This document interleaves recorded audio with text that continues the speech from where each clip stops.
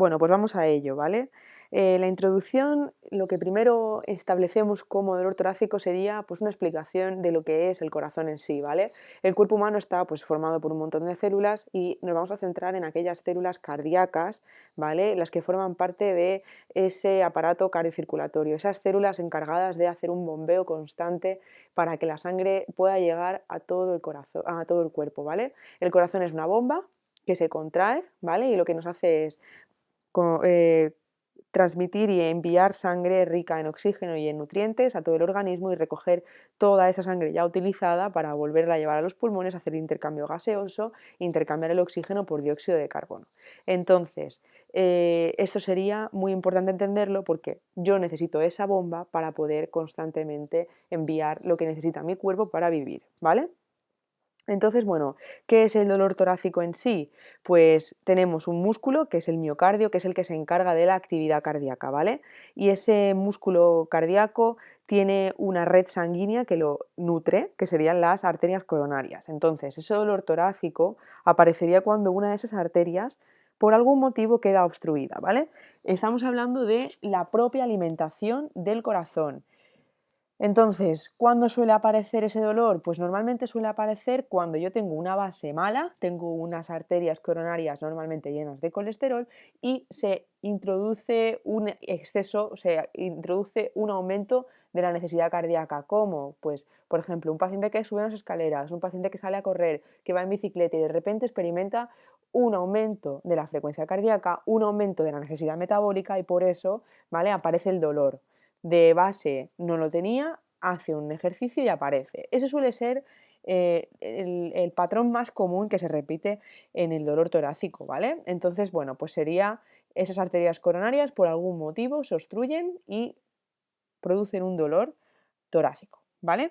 Un dolor en el tórax. Como veis aquí, ¿vale? Tenemos todo el circuito, por aquí entraría la sangre, ¿vale? Aurícula derecha, ventrículo derecho, pasa a ventrículo izquierdo, aurícula izquierda, ¿vale? Entonces tendríamos el circuito que viene por aquí la sangre y se va a los pulmones donde hace todo el intercambio gaseoso, ya se ha hecho el intercambio gaseoso, llega por aquí, ¿vale? Aurícula ventrículo, pum, aorta y se distribuye por todo el cuerpo, ¿vale? Entonces el circuito, repito, es este, va por aquí, ¿vale? Va a los pulmones y entra por las venas pulmonares, aurícula izquierda, ventrículo izquierdo y va a la aorta donde se distribuye, ¿vale?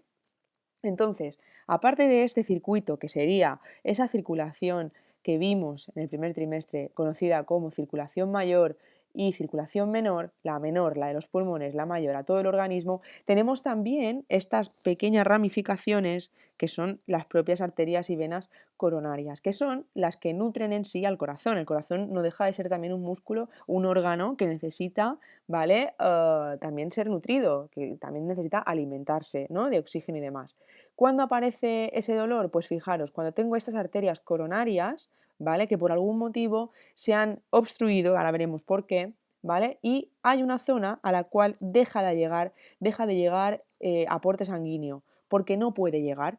Entonces esta parte empieza a hacer una isquemia, ¿vale? Un infarto, quiere decir en sí que no llega sangre, ¿vale? Si yo tengo un infarto, quiere decir que no me llega la sangre correctamente a todo el corazón. Entonces, por ejemplo, en este caso, este ventrículo izquierdo y este ventrículo derecho y este ventrículo izquierdo deja de recibir aporte sanguíneo, ¿vale? Entonces no puede hacer esa contracción y esa dilatación como hacía normalmente. Por eso, ¿vale? En ocasiones sucede que el corazón va latiendo cada vez con menos fuerza o puede derivar en una arritmia, ¿vale? Porque no tiene capacidad para la contracción. ¿Vale? Entonces, ese infarto entendemos que es que no llega la sangre en sí. En el caso de un infarto cerebral, ¿qué sería? Pues por lo mismo, una vena, una arteria que se obstruye a nivel cerebral, deja de poder llegar la irrigación sanguínea completamente a esa parte y entonces sufre un infarto cerebral, una isquemia cerebral, ¿vale? Sería uno de los tipos de ictus, ¿vale? ¿Cómo puede ser que se obstruyan esas arterias? ¿Por qué de repente se obstruyen las arterias? Bueno, pues aquí tenemos este ateroma, esto es colesterol, ¿vale? pegado a las paredes de las arterias en sí, ¿no? Que serían en este caso una arteria. Entonces por aquí pasa constantemente la sangre. Estos son eritrocitos, ¿vale? Estos son los glóbulos rojos que transportan la hemoglobina, ¿vale? Aquí iría adherida la hemoglobina, entonces, perdón, el oxígeno. Entonces por aquí pasaría, claro, si yo tengo esta arteria llena de colesterol, mi luz, ¿vale? La luz es la capacidad que tiene esa arteria para pasar sangre, para ser atravesada por sangre, esa luz se ve disminuida. Aquí aparentemente no hay problema, porque esto es sangre, simplemente va pasando, ¿vale? Y sin más, no hay problema. Se ha producido un estrechamiento. En el momento en el que hay una necesidad de aumento de demanda sanguínea, puede ser que empiece a deteriorarse porque cada vez tiene que pasar más cantidad de sangre y aquí hay menos espacio, pero bueno, en el momento aquí no hay problema porque la sangre puede pasar. ¿Cuándo hay el problema? Cuando de repente, ¿vale? Se produce que un coágulo no puede pasar, ¿vale? Veis, aquí tengo la placa de ateroma, es un depósito de colesterol que quiere pasar un trozo de coágulo, que coágulos tenemos circulantes en nuestro organismo siempre, ¿vale? Que se van reabsorbiendo y formando y no tienen más problema, pero cuando de repente tengo aquí una placa de colesterol, puede tener el problema, ¿vale? Que sería este el problema por el cual se deja de irrigar aquí una zona, ¿vale? Entonces, tenemos aquí colesterol que se ha pegado a las paredes. El proceso ocurre igual que en otra parte del cuerpo, pero bueno, ahora vamos a hablar del corazón en sí. Entonces, tenemos aquí dos opciones, ¿vale? Si yo tengo este problema, que de repente hay parte de sangre que no puede circular por mis arterias coronarias, tengo dos escenarios. Una es una angina de pecho y otra es que se produzca definitivamente el infarto de miocardio. La angina de pecho sería pues la misma sintomatología que el infarto, pero que se resuelve por sí sola, ¿vale? Ahora lo vamos a explicar un poquito más. Aquí os he puesto unas imágenes, ¿vale? Con el color violeta representa el daño. En esta altura de las arterias se ha producido este problema, que es que el colesterol me ocupa completamente las arterias y aquí ya se ve cómo esta parte se ha necrosado, ¿vale? Como aquí está produciéndose una muerte de tejido cardíaco. Como veis, esto ocupa prácticamente toda una aurícula y un ventrículo, entonces el corazón, por supuesto, se ve deteriorado su bombeo, ¿vale?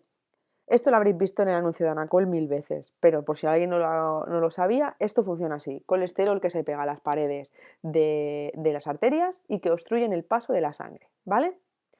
Este sería pues cómo se va formando una placa de ateroma. Aquí no hay ateroma, aquí hay un poquito de ateroma que es colesterol. Ateroma entendemos ya todos que es colesterol, ¿vale? Arteriosclerosis quiere decir esto, ¿vale? Y bueno, aquí se iría formando esa obstrucción hasta que aquí incluso, por ejemplo, puede ser que no pase nada, ¿vale? De sangre. Por eso pues, se produciría un infarto. ¿Qué tenemos entonces? Pues una enfermedad coronaria, ¿vale? Una enfermedad coronaria puede ser lo que os he dicho, una angina de pecho, que también se le llama angor inestable, ¿vale? Es otra forma de llamar a la angina de pecho. Y también tenemos al dolor torácico, que sería el infarto en sí, ¿vale? El infarto agudo de miocardio. Infarto agudo de miocardio se resume con las siglas IAM, infarto agudo de miocardio. Entonces, si en algún momento veis IAM, quiere decir infarto agudo de miocardio, ¿vale? Es un infarto torácico de corazón, lo que habéis visto tantas veces, ¿vale? Entonces, bueno, aquí tendríamos ese dolor característico, ¿vale? Es un dolor centrotorácico, tipo opresivo. Los pacientes refieren muchas veces que tienen un peso encima del tórax, ¿vale? Que a veces irradia y a veces no, ¿vale? Irradiar quiere decir que el dolor se inicia en el centro del pecho y se irradia, se dirige, ¿vale? Va hacia algún lado. Normalmente lo típico es hacia el brazo izquierdo, pero tengo que deciros que lo típico no siempre se cumple y a veces los pacientes tienen dolor en el epigastrio. Epigastrio, recordad que es la boca del estómago, es la parte alta del abdomen, ¿vale?